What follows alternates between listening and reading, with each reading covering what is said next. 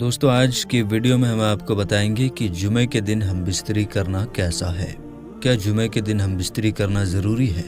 और हाँ तो क्यों ज़रूरी है? इन सभी सवालों का जवाब हम आपको आज की वीडियो में देंगे और इसके साथ साथ कुछ ऐसी बातें भी आपको बताएंगे जिसका जानना आपके लिए बेहद ज़रूरी है।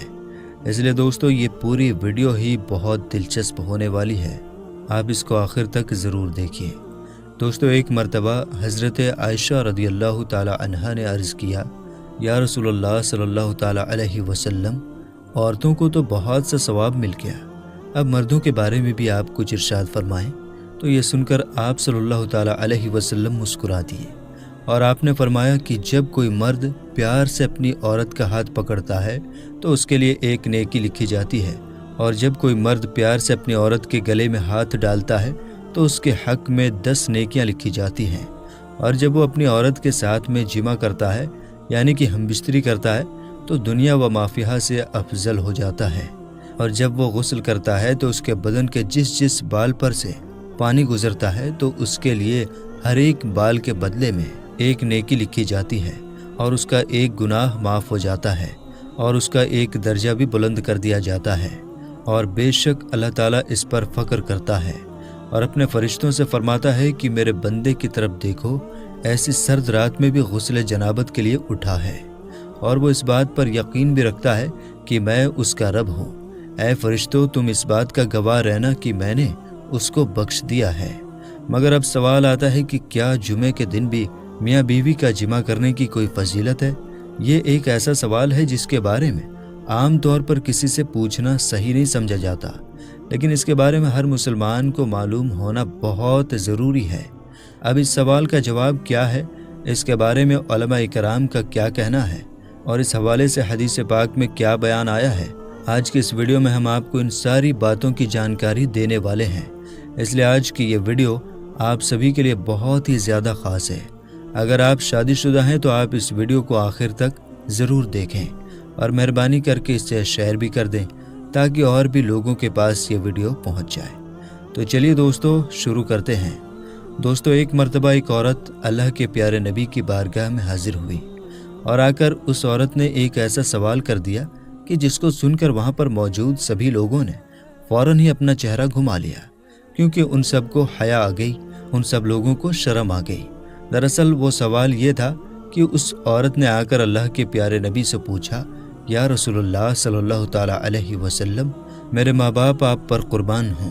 आप मुझे ये बताएं कि क्या औरतों को हैज़ होता है? जब उसने भरी महफिल में ऐसा सवाल कर दिया तो सब लोगों ने शर्म से अपना चेहरा घुमा लिया,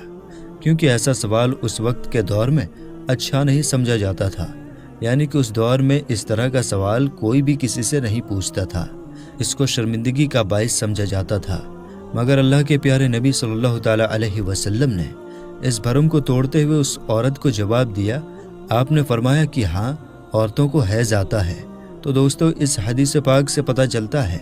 कि इस्लाम के अंदर इस तरह के सवाल करने में कोई हर्ज नहीं है जिनका ताल्लुक किसी भी तरह से जिस्मानी कैफियत के साथ हो। ऐसे सवाल पूछने में इंसान को कभी भी शर्म या आड़ नहीं करनी चाहिए, क्योंकि शर्म या आड़ के चक्कर में कई बार इंसान ऐसे बहुत सारी नेमतों से महरूम रह जाता है जिनका उसको सवाब मिलना होता है। और दोस्तों लोगों में ये भी बात बहुत मशहूर है कि जुमे के दिन बीवी से हमबिस्तरी करने की कोई ख़ास अहमियत नहीं है, इसका कोई भी सवाब नहीं है। तो हम आपको बता दें कि ऐसा कहना गलत होगा, क्योंकि इस हवाले से एक रिवायत का जिक्र किया जाता है, और वो रिवायत ये है कि हज़रत अबू हुरैरा रदियल्लाहु ताला अन्हु से रिवायत है कि अल्लाह के प्यारे नबी सल्लल्लाहु ताला अलैहि वसल्लम ने इरशाद फरमाया कि अगर तुम में से कोई परेशान हाल है, कोई परेशान हो गया है, तो उसको चाहिए कि वो अपनी बीवी के साथ हर जुमे को हमबिस्तरी करे, क्योंकि उसका एक अज्र गुस्ल करने का है और दूसरी उसकी बीवी के गुस्ल करने का है। अल्लाह के प्यारे नबी सल्लल्लाहु ताला अलैहि वसल्लम ने फरमाया कि इस हदीस पाक के मुताबिक जो शख्स जुमे के दिन जनाबत के गुस्ल को पूरे एहतमाम के साथ में गुस्ल करता है और फिर पहली फुर्सत में मस्जिद जाता है, तो गोया कि उसने अल्लाह की खुशनुदी हासिल कर ली और उसने एक ऊँटनी की कुर्बानी कर दी। इसी तरह से अगर कोई दूसरी फुर्सत में मस्जिद में जाता है तो गोया कि उसने एक बैल की कुर्बानी दे दी, और अगर कोई तीसरी फुर्सत में मस्जिद में जाता है تو گویا کہ اس نے ایک مینڈھا قربان کر دیا، اور اگر کوئی چوتھی فرصت میں جاتا ہے تو گویا کہ اس نے ایک مرغی کی قربانی دی، اور اگر کوئی پانچویں فرصت میں جاتا ہے تو گویا کہ اس نے ایک انڈے سے خدا کی خوشنودی حاصل کر لی۔ اور پھر جب مسجد کا امام خطبے کے لیے نکل آتا ہے تو پھر فرشتے خطبے میں شریک ہو کر خطبہ سننے لگ جاتے ہیں۔ تو اس حدیث پاک کے مطابق یہ کہا جاتا ہے کہ اس میں غسل جنابت کا ذکر ہے، اور غسل جنابت جمعہ کے بعد ہی کیا جاتا ہے، لہٰذا یہ حدیث جمعے کے دن بیوی سے ہم بستری کرنے کی دلیل ہے۔ اس لیے جو شخص جمع کرنے کی طاقت رکھتا ہے تو اس کو ضرور کرنا چاہیے، اور اگر کوئی یہ طاقت نہیں رکھتا تو اللہ پاک کسی بھی شخص پر ایسا بوجھ کبھی نہیں ڈالتا جس کو وہ اٹھانے کے قابل نہ ہوتا ہے۔ دوستو، اب بات کرتے ہیں کہ رمضان کے مہینے میں ہم بستری کرنے کے بارے میں کیا ذکر آیا ہے، کیونکہ ہمارے معاشرے میں رمضان کے مہینے میں ہم بستری کو لے کر بھی بہت ساری باتیں پھیلی ہوئی ہیں۔ اکثر لوگ اس کے بارے میں پوچھتے رہتے ہیں کہ کیا وہ رمضان کے مہینے میں اپنی بیوی کے ساتھ میں جمع کر سکتے ہیں، کیونکہ ایسے لوگ سمجھتے ہیں کہ رمضان کے مہینے میں ہم بستری کرنا حرام اور ناجائز ہے۔ ایسے لوگ رمضان کے مہینے میں ہم بستری کو ایک بہت بڑا گناہ سمجھتے ہیں، لیکن ہم آپ کو حدیث پاک کی روشنی میں بتا دیتے ہیں کہ رمضان کے مہینے میں بیوی کے ساتھ ہم بستری کرنا حرام اور ناجائز نہیں ہے۔ رمضان کے مہینے میں آپ اپنی بیوی کے ساتھ ہم بستری کر سکتے ہیں، صرف روزے کی حالت میں ایسا کرنا منع ہے، یعنی کہ رمضان کے مہینے میں صرف روزے کی حالت میں بیوی کے ساتھ میں جمع کرنا حرام ہے۔ اس بارے میں اللہ کے پیارے نبی صلی اللہ تعالیٰ علیہ وسلم نے ارشاد فرمایا ہے کہ روزے کی حالت میں اپنی بیویوں سے دور رہو، یعنی کہ روزے کی حالت میں جمع نہ کرو، اس سے روزہ بھی ٹوٹ جائے گا اور ایسا کرنے والوں کو اللہ کی طرف سے سخت عذاب بھی ہوگا۔ یاد رکھیں، رمضان کے مہینے میں جس طرح سے روزے کی حالت میں کھانے پینے سے روکا گیا ہے، کھانے پینے سے منع کیا گیا ہے، ٹھیک اسی طرح سے بیوی کے ساتھ ہم بستری کرنے کے لیے بھی منع کیا گیا ہے، مگر یہ کام آپ رات کے وقت میں کر سکتے ہیں، یعنی کہ جس طرح سے آپ رات کے وقت میں کھا پی سکتے ہیں، اسی طرح سے رات کے وقت میں آپ اپنی بیوی کے ساتھ ہم بستری بھی کر سکتے ہیں۔